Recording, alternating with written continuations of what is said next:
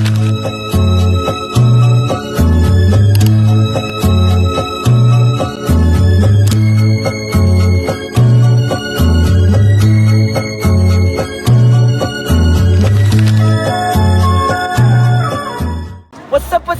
up mga ka-A? This is your A-Girl Ai and welcome to my YouTube channel. And for today's video mga ka-A, kita nyo naman kung nasaan ako ngayon.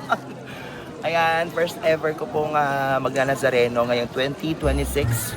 Kaya ako po ay kinakabahan at nagagalak dahil sa dami na pong taon na nagdaan. Ngayon ko lamang po napag-isipan, ngayon lang ako nangako.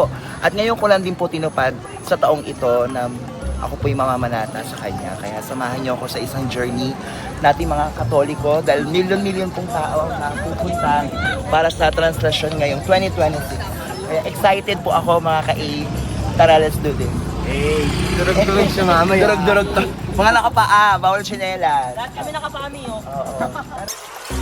Nakabahan ako na kasi wala, baka feeling ko masasabi ko sa kanya lahat ng mga kahilingan at pagpapatawad sa mga ilang taon na nagdaan, na mga kasalanan na nagawa natin. Sana makayakap tayo at makahawak tayo sa lubid. Away sila sa Yossi. Ano ba yan? Sige, sigarilyo para mamaya hingalin. Ay, yan ba yung plastic? May bebe plastic na pabili na. Isa pa lang, may karidad-dadod, no? May karidad? O yan yung libre, sandwich. Ito, hawak mo Ay, lang. yung mga karidad po pala. Ibig sabihin ng karidad mga ka-A, yung mga pagkain ibinibigay na libre sa mga tao po na magtatranslasyon ngayong taon. And God bless po sa lahat ng mga taong naiisip pong gawin ang kabutihang loob para sa kapwa nila. Kaya naway pagpalain pa po kayo para makapagpakaridad pa kayo sa mga susunod pa't maraming taon. So, mga kaingabang palapit tayo ng palapit sa grandstand, pakapal naman po. Ang dami na ng mga deboto dito po yan sa Translasyon ng Nazareno. So, dito tayo banda Katigbak. Katigbak na po tayo. So, may enjoy mo rin pala yung paglakad na nakapaa kasi hindi lang ikaw yung naglalakad. Ang dami mo. Kaya malilibang ka rin.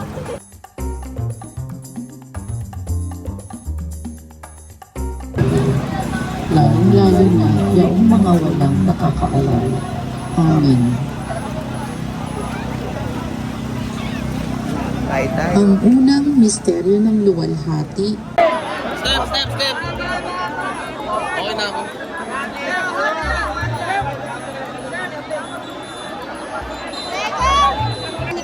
Yan, so, grabe, nakakanginig yung intense dito, ang mga deboto, grabe ang daming tao. First time ko makipag-ganon mga ka-A, ang lakas ko pala. Grabe. Wala kang pera kami ng ate. Bigyan mo na kayo. Bigyan mo na natin. Pero alam niyo po, ang isa sa mga pinapangamba ko, yung mga lola at lola natin, yung mga babae, yung mga bata. Sobrang dami talagang tao, mahirap huminga, baka hindi ka makahinga. Kamusta naman? Kaya ba? Kayang-kaya mga ka-A. Sarap sa pakiramdam. Marami kasi akong dapat ipagpasalamat. Marami din akong dapat ipagpatawad sa ilang taon na nagdaan. Hindi nakapasok na. Kaya mga ka-A, ilalaban ko to. Sana po, mabigyan ako ng pagkakataon ni Pong Nazareno na mahawakan kahit yung lubid niya. Sa mga ka-A, sabi ni Papsi na 20 taon niya nang ginagawa yung ganitong translasyon. Mamaya na daw kami ulit sa susulong, sa salang o kasi hindi pa po na ilalatag yung lubid po na Pong Nazareno. So magpapahinga po muna tayo.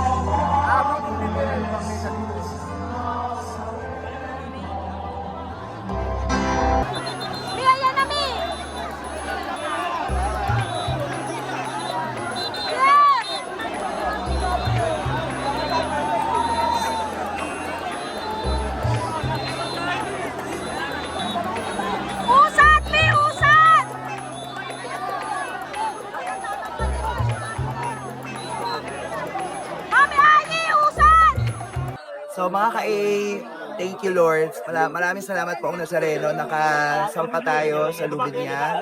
Siyempre, sinama ko na rin yung mga bakla performers ng Vice Comedy Club, especially sa mga nagpapasaya gabi-gabi sa inyo na sana mapagpatuloy pa natin ito sa mga susunod pang taon at darating na taon yung ating abigay na magbigay na ng good vibes. And syempre sana mapatawad tayong lahat sa mga nagawa nating kasalanan. And of course, dahil nasimulan ko na po ngayong taon ang ganitong klaseng prestasyon, naway magampanan na po natin ito taon-taon. So God bless everybody. Kung bago naman po kayo sa aking YouTube channel mga ka-A, please subscribe to my YouTube channel, click the notification bell para update kayo sa mga susunod nating kalokohan, batagulan, and of course, walwalan dito sa aking YouTube channel, isang A naman dyan. So, eto na mga ka-A, update. Tapos na tayong sumalang ng pangalawang beses. Nakasala tayo ng pangalawang beses. Grabe, maraming salamat po Nazareno. So ngayon, papunta naman po kami ng Quiapo Church para magsimba naman po bago kami umuwi. Dahil sa first timer mga ka-A, grabe, sobrang sarap sa pakiramdam na nagawa ho natin agad na makasalang dito sa translasyon ng Poong Nazareno. At sobrang dami pong tao. So dahil tapos na tayo mag-isa, gusto rin natin kumain. Dito kami sa Carriedo, kahaba ng Carriedo. Ayan, kasi dito po ang sakayan pauwi. Kasi ang mga jeep ay dito lamang po umiikot. Ayan. Dami natin nakasabay na kumain. So ito lang tayo mga ka-A. Simpleng almusal para magkaroon tayo ng konting energy ulit. Dahil grabe talaga yung kailangan mong lakas para lang makahawak dun sa lubid ng Poong Nazareno. Ayan, let's eat!